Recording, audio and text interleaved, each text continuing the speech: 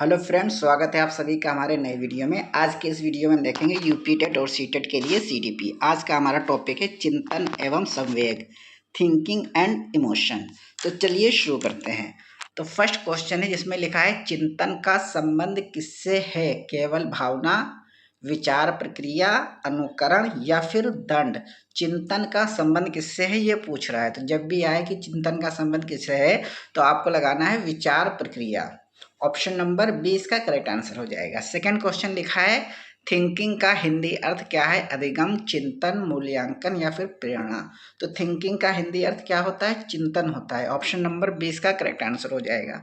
Third question में लिखा है चिंतन की प्रक्रिया कहाँ होती है? हृदय में, मस्तिष्क में, फेफड़ों में या फिर पेट में। तो चिंतन की प्रक्रिया कहाँ होती है? मस्तिष्क में होती है। ऑप्शन नंबर बी इसका करेक्ट आंसर हो जाएगा। 4 नंबर क्वेश्चन में लिखा है चिंतन का मुख्य उद्देश्य क्या है? समस्या समाधान, दंड देना, अनुकरण करना या फिर खेलना। तो चिंतन का मुख्य उद्देश्य क्या होता है? इसका होता है समस्या समाधान। Option number A correct answer हो जाएगा।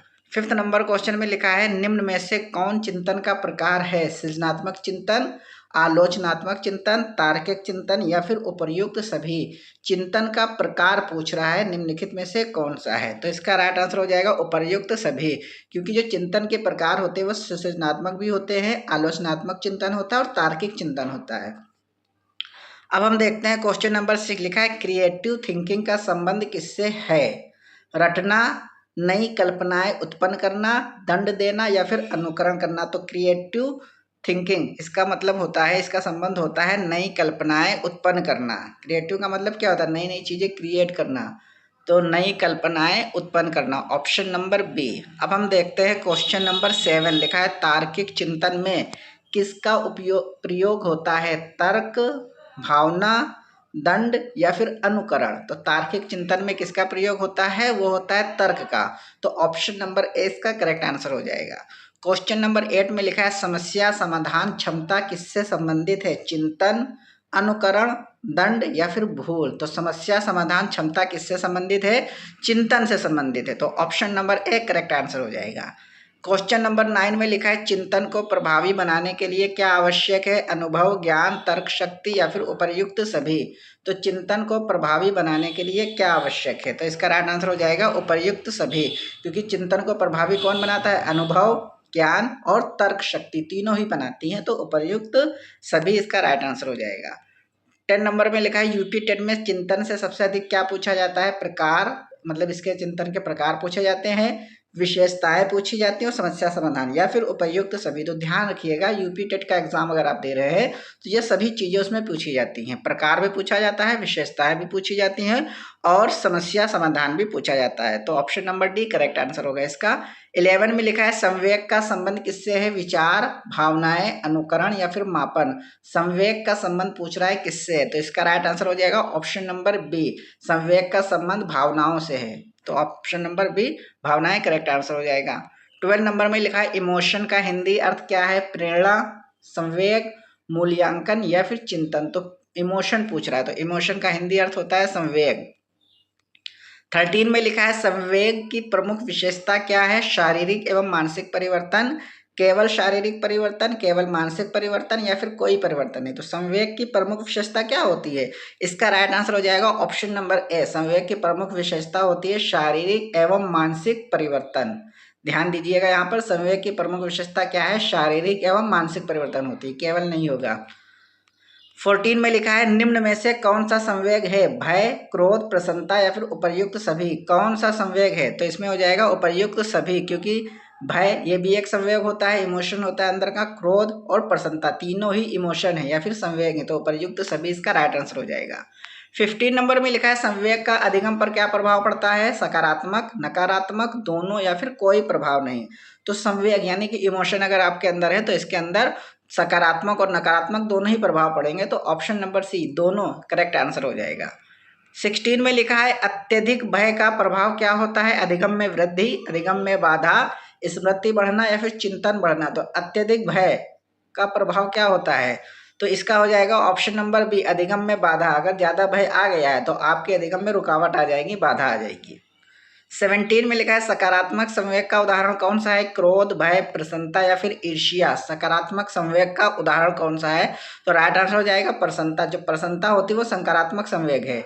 इसके अलावा क्रोध अगर आ रहा है, भय हो रहा है या ईर्ष्या, जलन, तो ये नकारात्मक संवेग के उदाहरण है।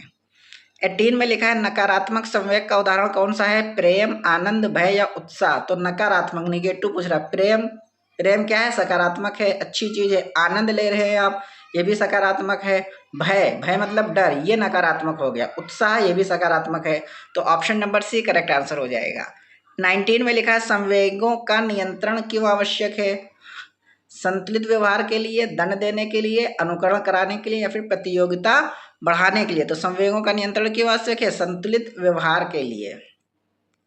20 नंबर में लिखा है बच्चों के संवेगों को नियंत्रित करने में कौन मदद करता है? शिक्षक, परिवार, वातावरण या फिर उपर्युक्त सभी।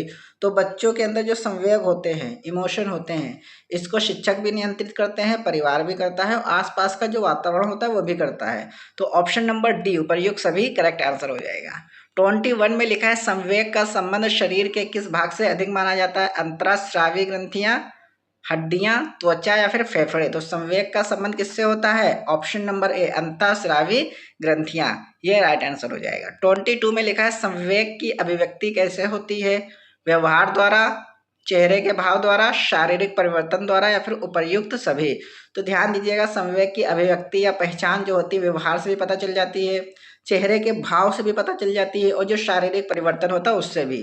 तो तीनों ही करेक्ट है, तो इसका राइट आंसर हो जाएगा उपर्युक्त सभी, ऑप्शन नंबर डी। 23 में लिखा है भावनात्मक बुद्धिमत्ता का संबंध किससे है? संवेग नियंत्रण, दंड, अनुकरण या फिर भूल। तो भावनात्मक बुद्धिमत्ता का संबंध किससे है? संवेग नियंत्रण, option number A correct answer हो जाएगा। 24 में लिखा है अत्यधिक क्रोध का प्रभाव क्या हो सकता है? संतुलन, तनाव, खुशी या फिर रचनात्मकता। तो अगर अत्यधिक क्रोध आ रहा है तो उसका प्रभाव क्या हो सकता है? उससे तनाव हो सकता है, option number B correct answer हो जाएगा। 25 में लिखा है संवेगों का विकास किस अवस्था में अधिक होता है? बाल्यावस्था, किशोरावस्था, वृद्धावस्था या फिर शैशवावस्था। संवेगों का विकास किस अवस्था में अधिक होता है? तो ध्यान रखिएगा, किशोरावस्था में सबसे अधिक होता है, ऑप्शन नंबर बी। 26 में लिखा है शिक्षक को कक्षा में कैसा वातावरण बनाना चाहिए? भययुक्त मतलब डरावना, तनावपूर्ण जिसमें टेंशन भरी हो, भावनात्मक रूप से सुरक्षित यानी कि इमोशनली सेफ होना चाहिए, या फिर दंडात्मक यानी कि दंड देना। तो पहला, दूसरा और चौथा ये तीनों ही निगेटिव हैं। तो शिक्षक को कैसा वातावरण बनाना चाहिए? भावनात्मक रूप से सुरक्षित, सेफ। तो option number C correct answer हो जाएगा। 27 में लिखा है चिंतन और संवेग का संबंध कैसा है? दोनों स्वतंत्र है, दोनों एक दूसरे को प्रभावित करते हैं, कोई संबंध नहीं, या केवल संवेग महत्वपूर्ण है। तो चिंतन और संवेग का संबंध कैसा है? दोनों एक दूसरे को प्रभावित करते हैं, तो option number B correct answer हो जाएगा। 28 में लिखा है निम्न में से कौन चिंतन को प्रभावित करता है? संवेग, अनुभव, बुद्धि या फिर उपर्युक्त सभी। चिंतन को प्रभावित कौन करता है? संवेग भी करता है, अनुभव भी करता है, बुद्धि भी करती है। तो उपर्युक्त सभी इसका करेक्ट आंसर हो जाएगा। 29 में लिखा संवेगात्मक संतुलन क्यों आवश्यक है? स्वस्थ व्यक्ति के लिए, दंड देने के लिए, प्रतियोगिता के लिए या फिर अनुकरण के लिए। तो संवेगात्मक संतुलन क्यों आवश्यक है? स्वस्थ व्यक्तित्व के लिए। लास्ट क्वेश्चन इसमें लिखा है चिंतन एवं संवेग का शिक्षा में क्या महत्व है? समस्या समाधान, व्यक्तित्व विकास, अधिगम सुधार या फिर उपर्युक्त सभी। तो चिंतन एवं संवेग का शिक्षा में क्या महत्व होता है? समस्या समाधान भी होती है, व्यक्तित्व विकास और अधिगम सुधार, तो तीनों ही, तो उपर्युक्त सभी हो जाएगा। तो इस तरीके से स्टूडेंट हमने यहाँ पर चिंतन एवं संवेग से 30 मोस्ट इंपॉर्टेंट क्वेश्चन का वीडियो कंप्लीट कर लिया है। आपको वीडियो अगर अच्छी लगी तो लाइक कर दीजिएगा और चैनल को सब्सक्राइब कर दीजिएगा, और हमारी टॉपिक वाइज प्लेलिस्ट आप जरूर देख लीजिएगा जिसमें हमने चैप्टर वाइज MCQ लिए हैं।